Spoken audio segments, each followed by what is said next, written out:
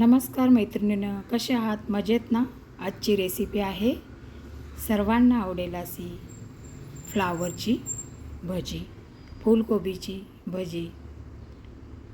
पावसाळाही चालू आहे, मग गरमागरम काहीतरी वेगळी अशी मी आजची रेसिपी तुमच्यापर्यंत शेअर करत आहे. आवडली तर लाईक करा, तुमच्या फ्रेंड ग्रुपवरती शेअर करा. माझ्या चॅनलवर जर तुम्ही नवीन असाल, माझ्या चॅनलला सबस्क्राईब केलं नसेल तर लगेचच सबस्क्राईब करा आणि रेसिपीला आपण आता सुरुवात करूया. तर इथे मी फ्लावर हा असा कट करून स्वच्छ धुवून घेतलेला आहे. गॅसवरती 1 ग्लास पाणी ठेवलं, त्यामध्ये मीठ टाकलं.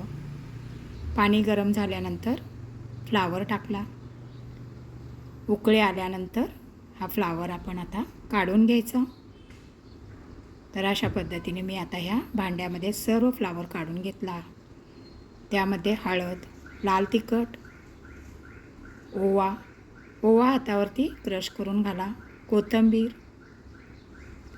बेसन पीठ आणि भजी आपली कुरकुरीत होण्यासाठी थोडंसं तांदळाचं पीठ घालायचं,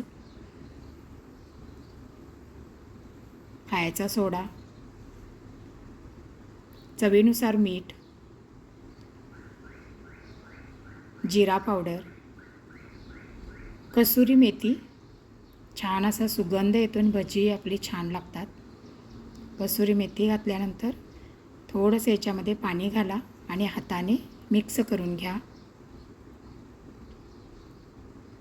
सर्व फ्लावरला व्यवस्थित ते मसाला पीठ वगैरे लावून घ्या. तरी ते आता सर्व व्यवस्थित लावून झालेलं आहे आणि 5 मिनिटासाठी साईडला ठेवा. तरी ते आता मी गॅसवरती कढई ठेवली, त्यामध्ये तेल तापत ठेवलं. तेल गरम झाल्यानंतर अशा प्रकारे आपण सर्व आपली फ्लावरची भजी म्हणजेच फुलकोबीची भजी आपण तळून घेऊया. एक एक करून अशी सर्व भजी मी आता जेवढी तेलामध्ये मावतील तेवढी मी तेलामध्ये या सोडलेल्या आहेत आणि दोन्ही साईडने खरपूस अशी ही भजी आपण तळून घेऊया.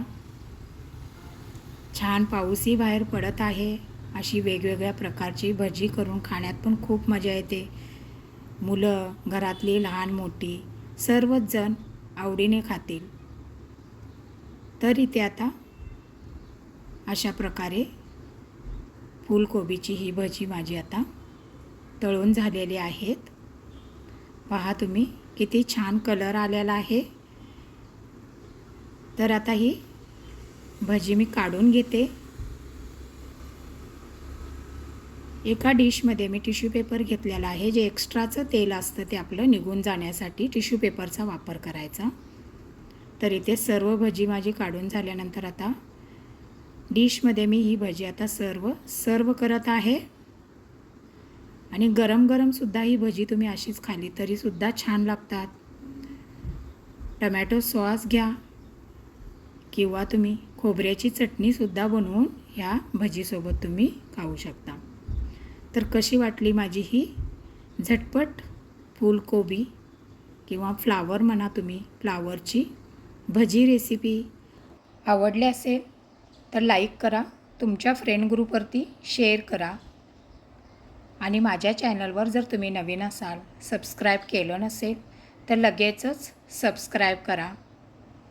आणि सर्वात महत्त्वाचे, खात राहा, आनंदात राहा आणि संपूर्ण व्हिडिओ पाहिल्याबद्दल धन्यवाद. पुन्हा भेटू अशाच नवीन नवीन रेसिपीसोबत. तोपर्यंत बाय बाय.